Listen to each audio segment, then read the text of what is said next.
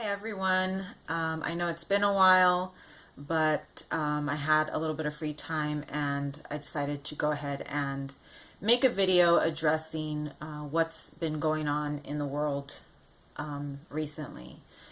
So I know that right now we're having a global pandemic, and obviously there is a lot circulating on the internet, a lot of information going on every social media platform.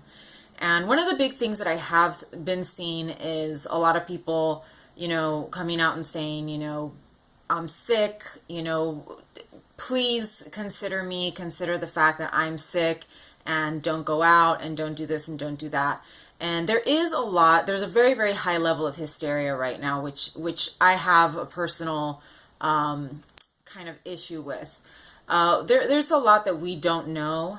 Even though the news is just constantly going on and on about this pandemic, but there is a lot that we still do not know. And I feel like a lot of the details are going to come out way, way later, probably sometime near the end of the year. My number one thing is, to please stay calm, even though you are chronically ill, even though you do have a medical condition. I highly advise staying calm. This is not a deadly disease. And a lot of the things I'm going to say in this video are probably not going to be very popular, particularly with those of us that are sick every day.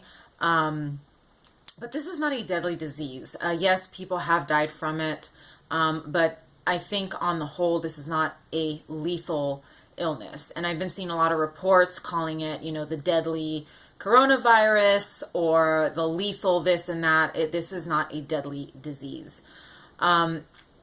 The other thing that I wanted to address is that I know, like I said, there are a lot of chronically ill people coming forward and sort of upset with people in general, that are actually going out and still living their lives. And the one thing that I have to say about that is that simply because you are chronically ill does not mean that you're at a higher risk to get or to die from this. I think the majority of people that get it probably have mild symptoms and then they get over it. One of the things that I highly advise, if you are very, very concerned about this, if you're very nervous and you just don't know what to think, talk to your doctor. And I have mentioned this before in my other videos. Talk to your doctor. Do not go off of what you're hearing on the news or what one of your friends told you, or, what somebody's, immunologist told them, or my chronically ill friend's doctor said this. That's not going to help you. That's not your doctor. Your doctor knows your medical history. Your doctor knows all the specifics about your condition. And they also know all the medications that you're on, and they would be the best person to tell you whether you're at an increased risk or whether you're going to be okay. And they'll tell you also what to look out for if you are at an increased risk of either getting this illness or even dying from it. I really kind of have been a little bit irritated by the number of chronically ill people that are just, going on and on about how they're part of this group that's more susceptible, and you really don't know. You really, really don't know. The other thing that we don't know is, of the people that have died from this, what were their ages? I mean, we do know that older populations appear to be more susceptible, but of the people that are not in the, 65 plus population, the younger folks, we don't know exactly why they died, or if they had pre-existing conditions, immune system issues, other kind of chronic conditions. And this is something that's kind of bothering me, because I would like to know this information, because this information pertains more to me and to you, those of us in the chronic illness community. Is there a certain pre-existing condition? I mean, obviously, if you're immunosuppressed or if you're on drugs that suppress your immune function, I mean, that's a pretty obvious one. But is there any other condition that makes you more susceptible to getting this illness or to getting a really serious case of this illness. And that's, you know, we're not seeing any of that information coming out. We're simply seeing a lot of kind of these sensationalizing of the illness, you know, all the numbers, you know, 5,000 people, or this, this percentage of this country has died from this illness. And it's not telling us anything. It's just basically making us more and more hysterical.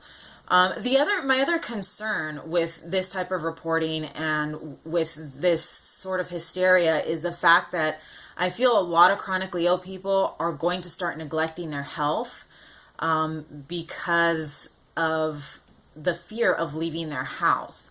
So I would advise sticking to your routine, your diet, your exercise, and your medical appointments. I've had an unprecedented number of medical appointments in just this month alone.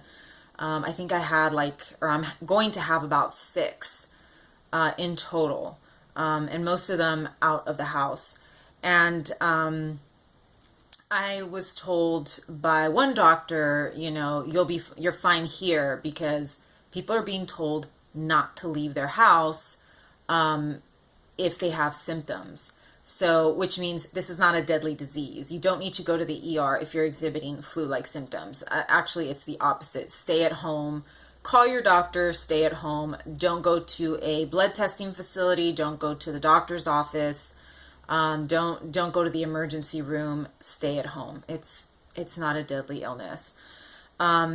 So I also received an email from UCLA, because I have a specialist at UCLA, and the email from UCLA said something very similar, that they're taking all the proper precautions to make sure that all patients are safe and that the facility is clean and sanitary, and that there's no, outbreak occurring at the medical center.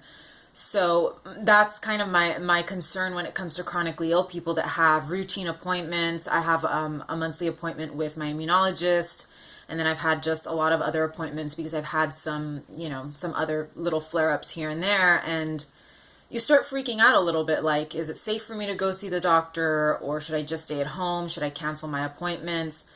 And that can be dangerous for some of us. That can be more dangerous than, this virus that's going around, skipping your appointments and not sticking to your daily routine. So I just advise everybody to stay calm, and also to pay attention to the news and ask questions.